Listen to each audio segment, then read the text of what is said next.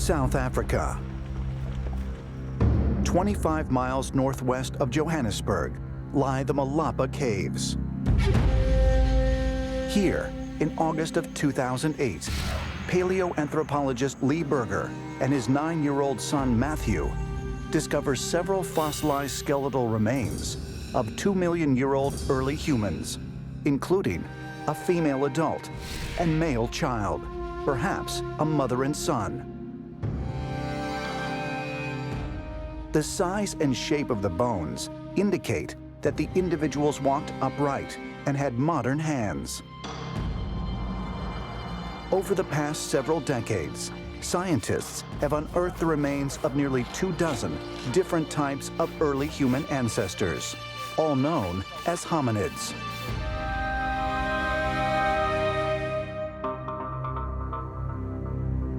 We have an extremely good fossil record of ancient hominids.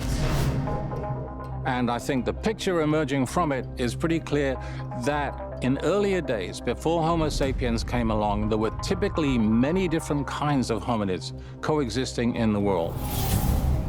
We have a hard time getting our minds around this now because, of course, there's just one kind of human on Earth today, and there are 7 billion of us. But at one time, within the last few 100,000 years, you could find 2 or even 3 species of hominin living in the same area at the same time. Most mainstream scholars tell us hominids evolved from an ape ancestor nearly 6 million years ago through what is referred to as natural selection. This theory of evolution was first popularized by English anthropologist Charles Darwin in his 1859 book On the Origin of Species. Darwin's mechanism of evolution was natural selection.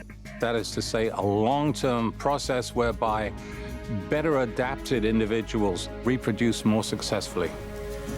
Darwin's theory of evolution by natural selection explained that organisms with certain traits, such as mutation, turn out to be actually beneficial, turn out to be of advantage in the struggle for reproduction.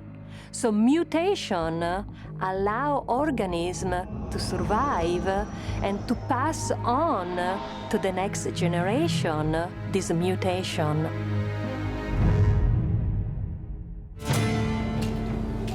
Darwin speculated that over time, hominids walking on 2 feet used their hands to make tools. This in turn made them smarter.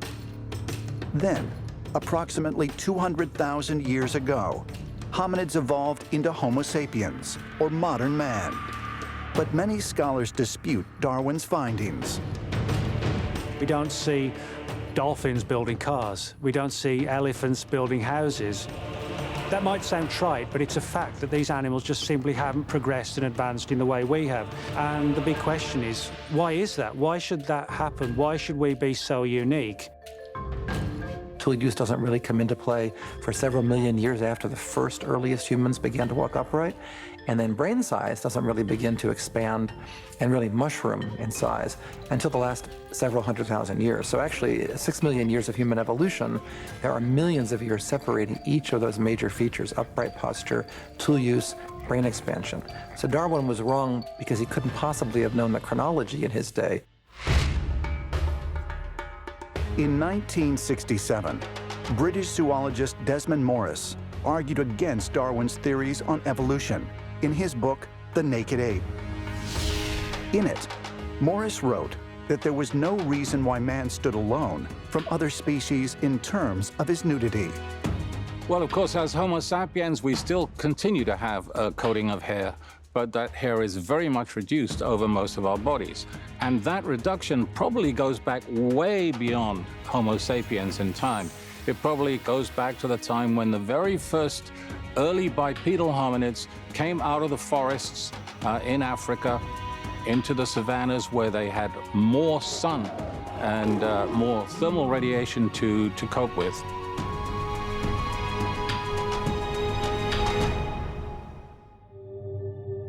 In places like Europe, Northern Europe, why we lost body hair, it's a chicken and egg question. Did we lose our body hair because we began to wear clothing to keep us warm? Or was there some other factor at work that caused us to lose our body hair?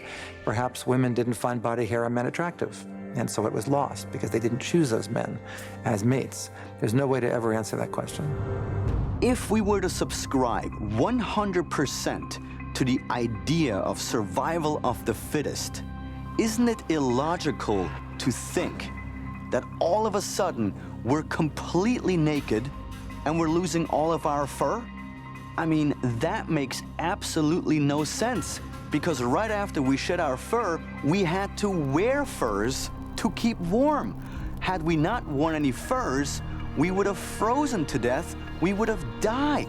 So the whole idea that we shed all of our hair in order to survive because we were stronger, logically, makes no sense.